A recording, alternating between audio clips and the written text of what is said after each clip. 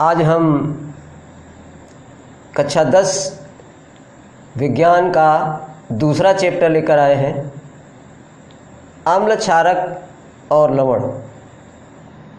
तो आज हम इस पर बात करेंगे, अम्ल क्या है, क्षारक क्या है और इनके गुण क्या हैं। तो आइए शुरू करते हैं। अम्ल। अर्हेनियस के आयनिक सिद्धांत के अनुसार अम्ल वे पदार्थ हैं जो जलीय विलयन में धनावेशित आयनों में केवल हाइड्रोजन यानी H+ आयन देते हैं। जैसे HCl हाइड्रोक्लोरिक अम्ल को जब जल में घोला जाएगा तो वो H+ आयन और क्लोरीन आयन देते हैं। सल्फ्यूरिक अम्ल को भी जब घोलेंगे जल में तो H+ आयन और सल्फेट के आयन देंगे। तो अर्हेनियस के सिद्धांत के अनुसार अम्ल वे पदार्थ हैं जो जलीय विलयन में धनावेशित आयनों में केवल हाइड्रोजन आयन देते हैं। जैसे इन दो उदाहरणों में आपने देखा। और ब्रांस्टेड-लारी की संकल्पना के अनुसार अम्ल वे पदार्थ हैं जो किसी दूसरे पदार्थ को प्रोटॉन देते हैं। जैसे HCl, H2SO4, HNO3 आदि। तो लारी के आधुनिक सिद्धांत के अनुसार किसी अम्ल के जलीय विलयन में H+ आयन मुक्त अवस्था में नहीं रह सकते। इनका कहना था कि जो जलीय विलयन में कोई अम्ल होता है तो उसमें H+ आयन बनते तो हैं लेकिन वो मुक्त अवस्था में रह नहीं पाते, क्योंकि वो जल के साथ संयोग करके H3O+ बना लेते हैं, हाइड्रोनियम आयन बना लेते हैं। जैसे उदाहरण में आप देखिए,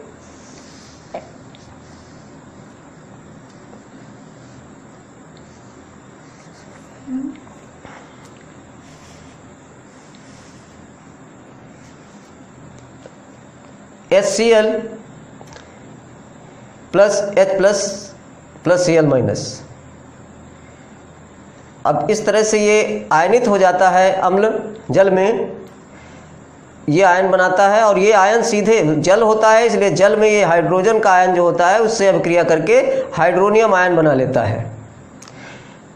अतः इस आधार पर अम्ल को इस प्रकार परिभाषित किया जा सकता है कि अम्ल वे पदार्थ हैं जो जलीय विलयन में हाइड्रोनियम आयन देते हैं। बात एक ही है लेकिन थोड़ा सा फर्क है इसमें।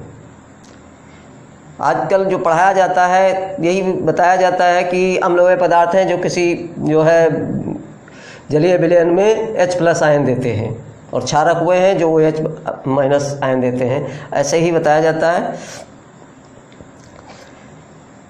तो इस तरह से अर्हेनियस का और लारी की संकल्पना के अनुसार अम्ल की परिभाषा पढ़ी आपने। अब देखते हैं क्षारक के लिए लोग क्या कहते हैं। दोनों की परिभाषाएं इसमें दी होंगी। अर्हेनियस के आयनिक सिद्धांत के अनुसार क्षारक वे पदार्थ हैं जो जल में घोलने पर वियोजित होकर ऋणावेशित आयनों में केवल OH- आयन देते हैं, केवल OH- आयन देते हैं।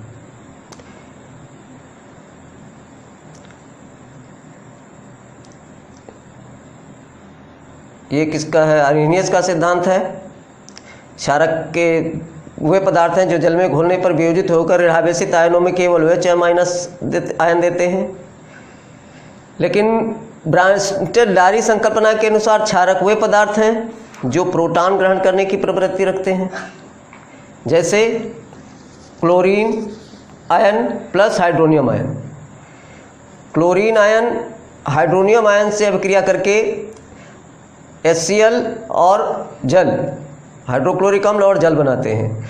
इसी तरह से एसीटेट H3O+, एसीटेट आयन जो है हाइड्रोनियम आयन से अभिक्रिया करता है तो एसिटिक अम्ल और जल बनता है। इसी तरह से OH- plus H3O plus H2O बनाते हैं।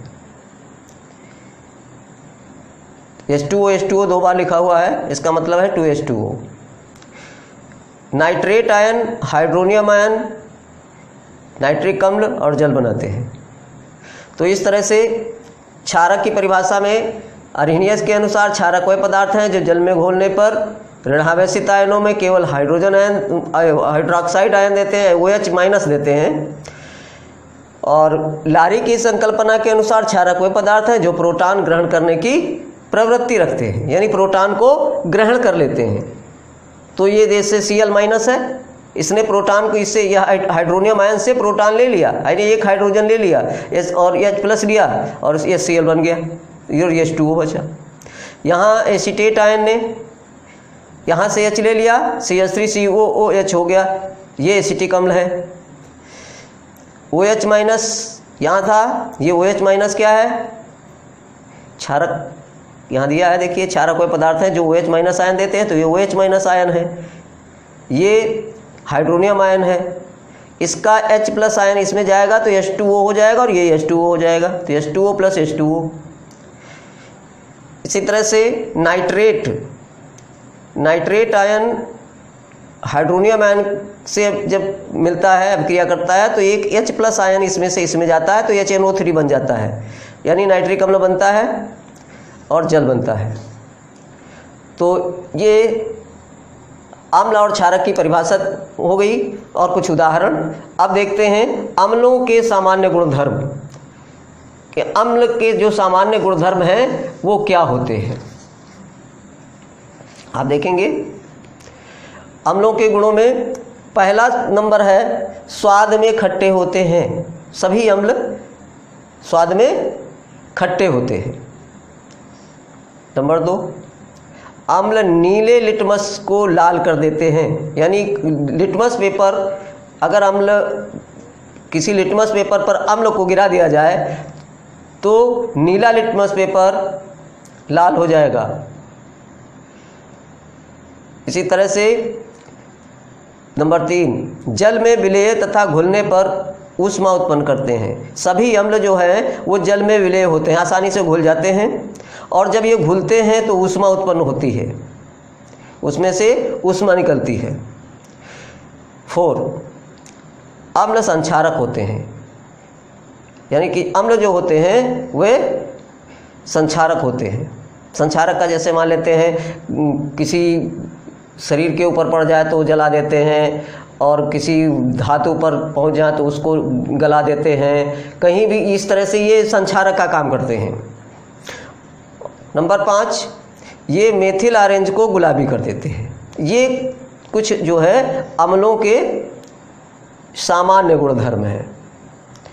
अब बात करेंगे क्षारकों के सामान्य गुणधर्म।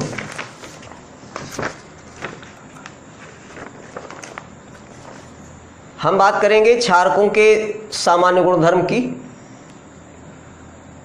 सबसे इनके पहले भौतिक गुणों को जान लेते हैं। जैसे आपने अम्लों के भौतिक गुण को जाना कि ये स्वाद में खट्टे होते हैं, नीले लिटमस पेपर को लाल कर देते हैं, जल में विलेय होते हैं और घुलने पर ऊष्मा उत्पन्न करते हैं, ये संक्षारक होते हैं, और ये मेथिल ऑरेंज को गुलाबी कर देते हैं। तो आपने अम्लों को ये पढ़ा, अब क्षारकों को पढ़िए, इनके भौतिक गुण क्या होते हैं। क्षारकों के भौतिक गुण होते हैं, पहली बात तो यह है क्षारक स्वाद में तीखे या कसैले होते हैं। अम्ल खट्टे होते हैं, साथ साथ में आप इनका अंतर भी करते जाइए। क्षारक स्वाद में तीखे या कसैले होते हैं। ये लाल लिटमस को नीला कर देते हैं। ये लाल लिटमस को उल्टा है, बिल्कुल विपरीत। वो नीले को लाल करते हैं और ये लाल लिटमस पेपर को नीला कर देते हैं। अम्ल जल में विलेय हैं और ये क्षारक जल में विलेय हैं। ये दोनों एक ही चीज़ है, ये दोनों समान गुण है।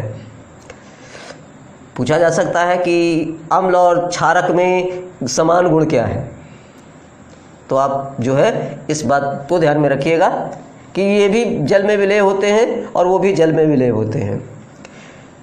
नंबर 4, इनका जलीय विलयन साबुन के समान चिकना होता है। ये जो साबुन वगैरह बनते हैं क्षारकों से ही बनाए जाते हैं। नंबर 5, कुछ क्षार त्वचा पर फफोले डाल देते हैं। जो कुछ क्षार जो है, सभी नहीं करते ऐसा, लेकिन कुछ क्षार होते हैं त्वचा पर फफोले डाल देते हैं। तो इसी तरह से कुछ अम्ल भी ऐसे होते हैं जो जला देते हैं शरीर को। अब बात करते हैं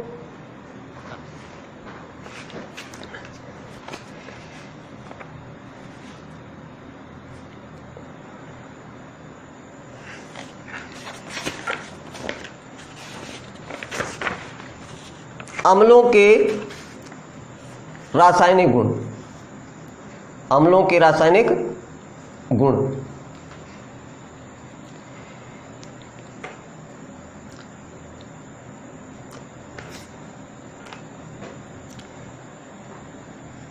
अम्लों के रासायनिक गुण, पहला है धातुओं से क्रिया।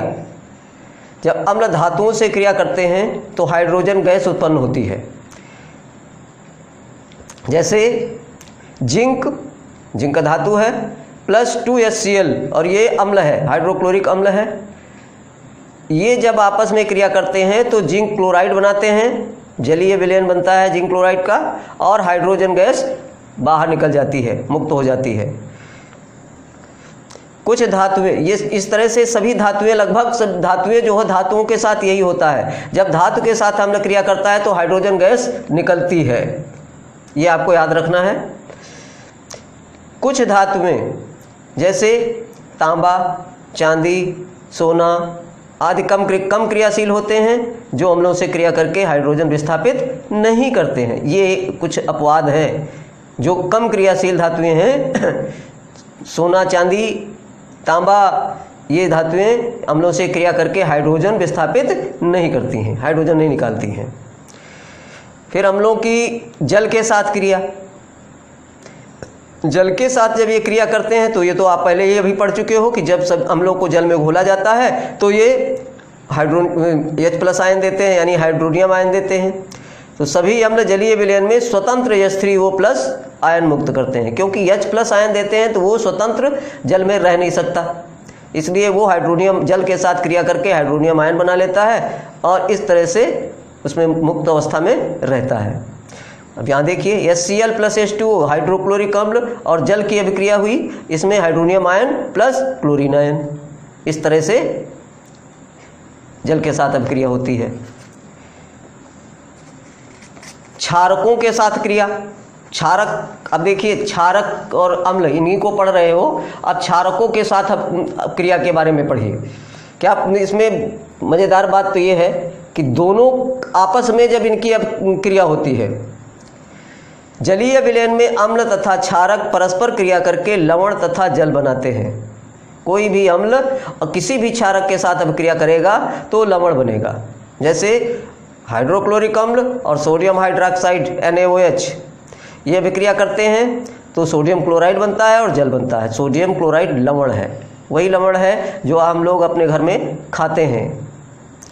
H2SO4 यानी सल्फ्यूरिक अम्ल प्लस 2NaOH, सोडियम दो अणु यहाँ पे हैं सोडियम हाइड्रॉक्साइड के, क्योंकि यहाँ सोडियम सल्फेट बनेगा, वो बाद में बैलेंस करने पर यहाँ 2 रखा गया है। H2SO4 प्लस 2NaOH, Na2SO4 यानी सोडियम सल्फेट प्लस 2H2O यानी जल का अणु, और ये सोडियम का लवण बना, सोडियम सल्फेट। ये भी सोडियम का लवण है, लेकिन ये सोडियम का क्लोराइड के साथ है और ये सोडियम का सल्फेट के साथ है। तो अम्ल और क्षारक मिलकर परस्पर क्रिया करके साल्ट और वाटर बनाते हैं, ये आपको ध्यान में रखना है। नंबर 4, धात्विक ऑक्साइडों के साथ क्रिया। जब किसी धात्विक ऑक्साइड्स के साथ अभिक्रिया करते हैं तो क्या होता है, ये भी उसी प्रकार की प्रोसेस है। आप यहाँ आपको थोड़ा ध्यान देना है थोड़ा कि अम्ल जो है धात्विक ऑक्साइडों के साथ जब क्रिया करते हैं तो क्या बनाते हैं। देखिए अभी आपने पढ़ा था कि अम्ल और क्षारक जब परस्पर क्रिया करते हैं लवण और जल बनाते हैं। इसी तरह से जब धात्विक ऑक्साइडों के साथ क्रिया होती है अम्लों की तो लवण और जल बनाते हैं। यह देखिए कैल्शियम ऑक्साइड, ये धातु का ऑक्साइड है, कैल्शियम धातु है और ऑक्साइड ये इसका CaO ऑक्साइड है। ZnO ये भी जिंक ऑक्साइड है, कैल्शियम ऑक्साइड और जिंक ऑक्साइड ये दोनों धातु के ऑक्साइड हैं। इसकी अम्ल के साथ क्रिया हो रही है तो कैल्शियम क्लोराइड बन रहा है और वाटर बन रहा है, कैल्शियम क्लोराइड लवण है। जिंक और सल्फ्यूरिक अम्ल की अभिक्रिया हो रही है H2SO4 की, जिंक सल्फेट बनता है। ये भी आपका क्या है, लवण है, और ये जल है।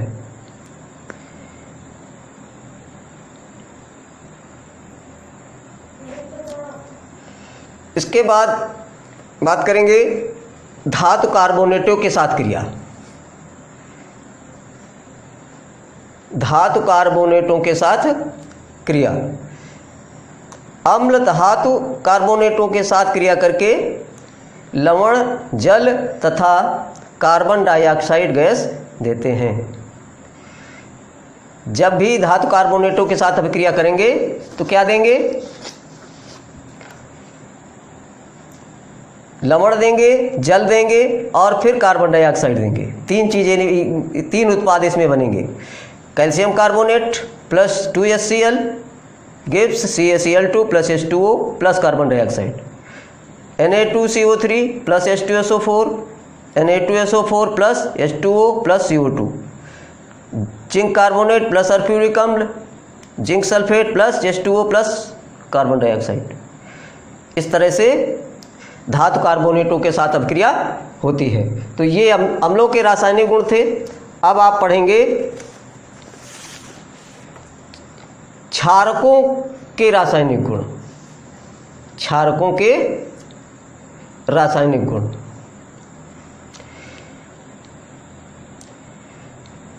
क्षारकों की धातु के साथ क्रिया होती है तो अभिक्रिया करने पर हाइड्रोजन मुक्त करते हैं। आप जैसे पहले उसमें देख के आए हो, बिल्कुल सेम वैसा ही है। जिंक की अभिक्रिया सोडियम हाइड्रोक्साइड से सोडियम जिंकेट बनता है, हाइड्रोजन गैस निकलती है। धातुओं के साथ क्रिया में दोनों का सेम है, दोनों में हाइड्रोजन मुक्त होती है। एल्यूमिनियम से अभिक्रिया हुई सोडियम हाइड्रोक्साइड की तो H2O या H2O जल में साथ जल मिलाया गया, इसमें सोडियम मेटा एल्यूमिनेट बना और हाइड्रोजन गैस निकली। अम्लों से क्रिया तो पहले भी पढ़ चुके हो, वहाँ भी पढ़ के आए हो, फिर यहाँ पढ़ो। क्षारक की अम्ल से क्रिया, अम्ल की क्षारक से क्रिया, एक ही बात है दोनों। क्षारक अम्लों से क्रिया करके लवण तथा जल बनाते हैं, ये तो आप देख ही चुके हो। HCl NaOH, NaCl plus H2O, HNO3 plus KOH, KNO3 plus H2O। तो इस अभिक्रिया को ध्यान रखिएगा, इस अभिक्रिया को क्या कहते हैं, उदासीनीकरण अभिक्रिया कहते हैं, न्यूट्रलाइजेशन कहते हैं। धातुओं के लवण से क्रिया करते हैं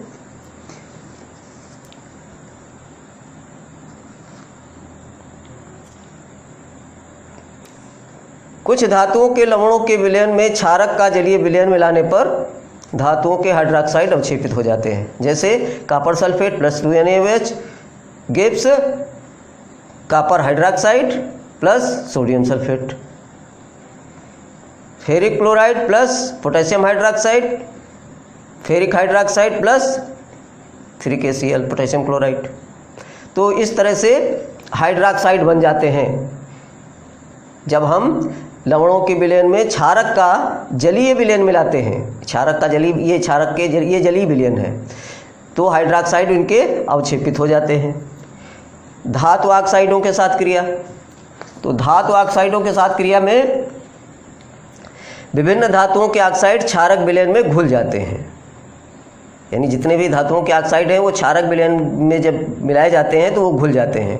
जैसे जिंक ऑक्साइड प्लस 2NaOH यानी सोडियम हाइड्रोक्साइड मिलकर सोडियम जिंकेट बनाते हैं और प्लस H2O यानी वो जल उसी में होता है, उसी में घुल जाते हैं। एल्यूमिनियम ऑक्साइड प्लस 2KOH ये देते हैं potassium meta aluminate plus H2O। Number 5, ammonium लवणों के साथ क्रिया। अमोनियम लवणों को क्षारक के साथ गर्म करने पर अमोनिया गैस मुक्त होती है। अमोनियम लवणों के साथ जब क्रिया होगी तो अमोनिया गैस बाहर निकलेगी। जैसे ammonium chloride plus sodium hydroxide gives ammonia plus sodium chloride plus